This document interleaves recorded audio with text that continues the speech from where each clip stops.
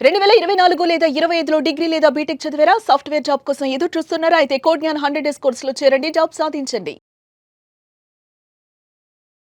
చాలామంది జావాని full stock దాంతోపాటు Python full stock నేర్చుకుంటూ ఉంటారు. పైథానే తీసుకుంటే ఫర్ ఎగ్జాంపుల్ దీని ఒక 3-4 మంత్స్ క్లియర్‌గా నేర్చుకొని పర్ఫెక్ట్ అయిపోయిన తర్వాత వాళ్ళ రెజ్యూమ్‌లో ఏదైతే అప్లై చేస్తూ ఉంటుంటారో పలానా స్కిల్ మాకొచ్చు అని ఆ రెజ్యూమ్‌ని ఎలా ప్రిపేర్ చేయాలి అంటారు? ఒక కోర్స్‌ని బేస్ చేసుకొని నా స్కిల్ ఇదని ఎలా వాళ్ళకి ప్రెజెంట్ చేయాలి అంటారు? సో ఫ్రెషర్స్ ఎక్కువగా చేసే మిస్టేక్ ఒకటి చెప్తానండి. ఇప్పుడు పైథాన్ నేర్చుకోనివ్వండి, జావా నేర్చుకోనివ్వండి, సింపుల్గా స్కిల్స్ దగ్గర వచ్చేసి పైథాన్ మెన్షన్ చేసి పక్కన మళ్ళీ దాంట్లో ఉన్న మెయిన్ కాన్సెప్ట్స్ అన్ని మెన్షన్ చేస్తారనమాట. ఊప్స్, డేటా టైప్స్ ఇట్లాగా అనమాట. సో అలా ఎప్పుడు మెన్షన్ చేయకూడదు. సో అలా మెన్షన్ చేసే బదులు మీరు నేను పైథాన్ యూజ్ చేసి ఒక ఆటోమేషన్ రాయగలిగాను ప్రాజెక్ట్కి అన్న పాయింట్స్ మెన్షన్ చేయొచ్చు. ఆర్ ఎల్స్ అప్పటి వరకు మాన్యువల్ టెస్టింగ్ చేసేదాన్ని మేము పైథాన్తో ఆటోమేషన్ చేసి నెంబర్ ఆఫ్ అవర్స్ అన్నది తగ్గించాము అన్న పాయింట్స్ రాస్తే అది స్ట్రాంగ్ ఇంపాక్ట్ క్రియేట్ చేస్తుంది, రియల్ టెక్నికల్ స్కిల్ ఉంది అని చెప్పి.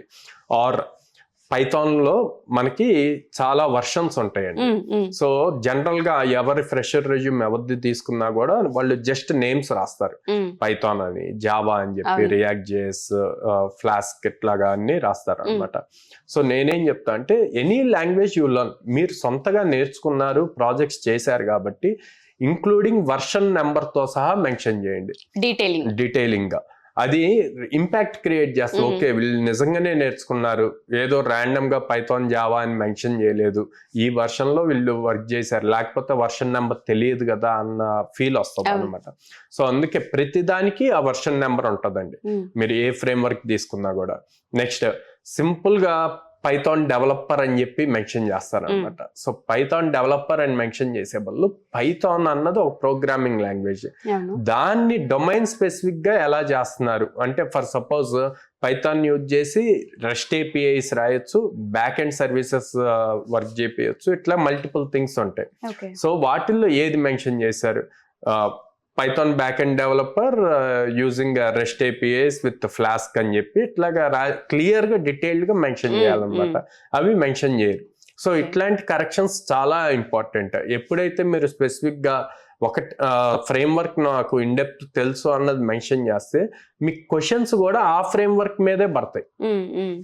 ర్యాండమ్గా పైథాన్ అని, ఫ్లాస్క్ అని చెప్పి, రెస్ట్ ఏపీఐ ఇట్లా మెన్షన్ చేశారనుకోండి, అప్పుడు వీళ్ళకి అన్నీ తెలుసు అని చెప్పి అన్నిటి మీద క్వశ్చన్స్ అడుగుతారు. మనంతటా మనం ఇంటర్వ్యూవర్కి ఛాన్స్ ఇచ్చినట్టు అయితే. సో దాని బదులు ఇంత ఇన్ డీటెయిల్గా మీకు ఏమొచ్చు అన్నది క్లియర్గా మెన్షన్ చేస్తే అప్పుడు ఇంటర్వ్యూవర్ దాని మీదే క్వశ్చన్స్ అడుగుతారు.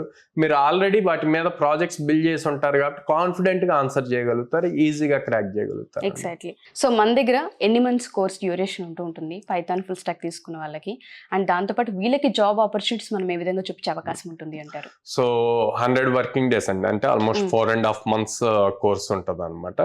వీళ్ళు పాస్ అవుట్ అయిన దగ్గర నుంచి 2 years ఫ్రెషర్ ఎలిజిబిలిటీ ఉంటుంది. ఆ ఫ్రెషర్ ఎలిజిబిలిటీ వరకు మనం జాబ్ సపోర్ట్ చేస్తాం అనమాట. ఒక స్టూడెంట్ కి మినిమం 100 ఆపర్చునిటీస్ చూపించగలుగుతాము. సో వీళ్ళు ఆల్రెడీ మన దగ్గరే అప్ స్కిల్ అయ్యి ఉంటారు, ఇండస్ట్రీ రిలేటెడ్ నాలెడ్జ్ నేర్చుకొని ఉంటారు, అండ్ ఇట్ సాఫ్ట్ స్కిల్స్ నేర్చుకుంటారు. సో ఆపర్చునిటీస్ కూడా ఇస్తున్నాం కాబట్టి ఈజీగా క్రాక్ చేయగలుగుతారు. సో మిమ్మల్ని అప్రోచ్ అవ్వాలంటే ఈ విధంగా స్క్రీన్ మీద కనిపిస్తున్న నెంబర్స్ కాల్ చేయొచ్చు అండి, ఆర్ డైరెక్ట్ గా మా బ్రాంచెస్ కి విజిట్ చేయొచ్చు. విజయవాడలో మొగల్రాజపురంలో ఉంది, హైదరాబాద్ JNT మెట్రో స్టేషన్ దగ్గర ఉంది, అండ్ అమీర్పేటలో చెన్నై షాపింగ్ మాల్ ఆపోజిట్ లో ఉంటుంది.